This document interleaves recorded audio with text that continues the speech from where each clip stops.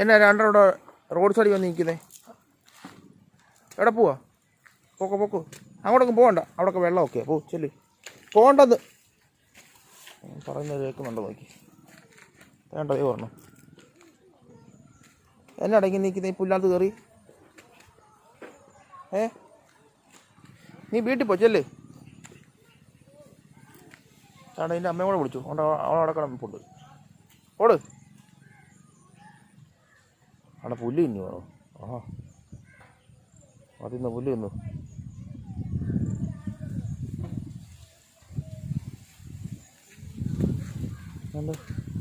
അവിടെ പോയി എന്തെടുക്കുമോ ഈ പൂച്ച? ഓട്